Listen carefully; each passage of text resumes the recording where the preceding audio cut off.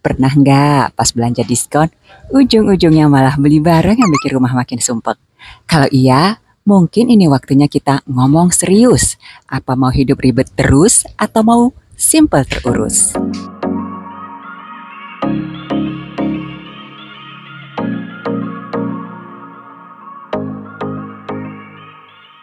Yuk ngobrol santai tapi berisi, karena bahagia nggak butuh diskon, cuma butuh keputusan yang bijak. Satu, buy nice or buy twice. Salah satu kunci bahagia adalah kualitas, bukan kuantitas. Di usia 50-an, kita sudah nggak punya waktu ataupun energi untuk berurusan dengan barang-barang yang cepat rusak. Pilihlah barang-barang berkualitas tinggi yang meskipun harganya sedikit lebih mahal. Contohnya, daripada terus-menerus beli panci murah yang lapisannya cepat mengelupas, investasikan uang untuk panci berkualitas yang bisa dipakai bertahun-tahun. Barang bagus tidak hanya tahan lama, tapi juga memberikan rasa puas setiap kali digunakan. Bukankah menyenangkan saat kita masak dengan alat yang nyaman, memakai baju yang jahitannya rapi, atau duduk di sofa yang empuk? Jadi daripada beli 2 kali atau lebih, pilihlah barang terbaik sejak awal.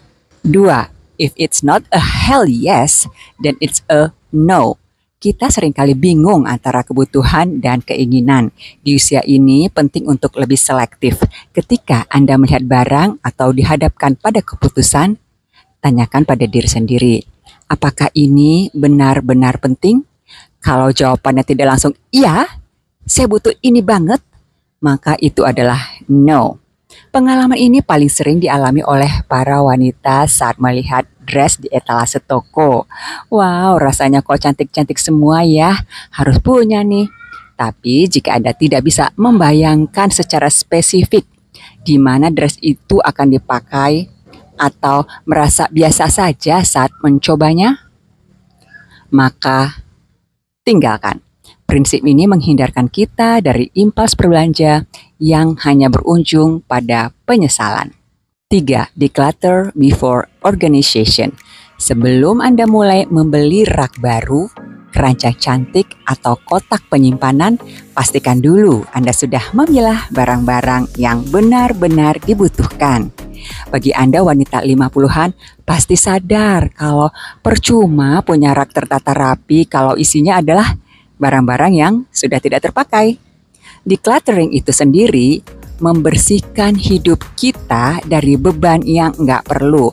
Percaya deh, coba luangkan waktu untuk memilah isi lemari, dapur, atau ruang tamu. Jika Anda sudah tidak ingat kapan terakhir kali memakai barang-barang tertentu, mungkin sudah waktunya untuk melepaskannya. Ketika Anda mencoba decluttering seperti itu, barang menjadi rapi dan hati menjadi senang. 4. If you don't use it, you lose it. Barang-barang yang tidak digunakan cenderung rusak atau kehilangan fungsinya. Anda pernah kan punya koleksi baju mewah yang dibiarkan menggantung selama bertahun-tahun. Akhirnya hanya menjadi tempat debu. Aturan ini menganjurkan kita untuk benar-benar memanfaatkan apa yang sudah kita miliki. Jika ada barang yang jarang digunakan, pertimbangkan untuk memberikannya kepada orang lain yang mungkin lebih membutuhkannya. Dengan begitu, rumah Anda lebih lega dan hati lebih bahagia. 5. Wishlist and wait. Hindari belanja impulsif dengan cara membuat daftar keinginan atau wishlist. Jika Anda menginginkan sesuatu, tuliskan dulu. Beri waktu sekitar 30 hari sebelum membelinya. Contoh, kalau pas scroll-scroll TikTok Shop atau platform belanja online lainnya, tiba-tiba tertarik akan suatu barang, jangan buru-buru check out ya. Masukkan aja dulu keranjang. Setelah itu, setelah berapa lama, pikirkan apakah barang-barang tersebut benar-benar dibutuhkan atau hanya sekedar keinginan sesaat. Strategi ini juga membantu Anda menabung dan merencanakan keuangan dengan lebih baik. Misalnya, jika Anda ingin membeli tas baru, gunakan waktu tunggu untuk membandingkan harga dan kualitas di beberapa tempat. Siapa tahu Anda malah menemukan yang lebih baik. 6. A place for everything. Rumah yang rapi adalah rumah yang bahagia.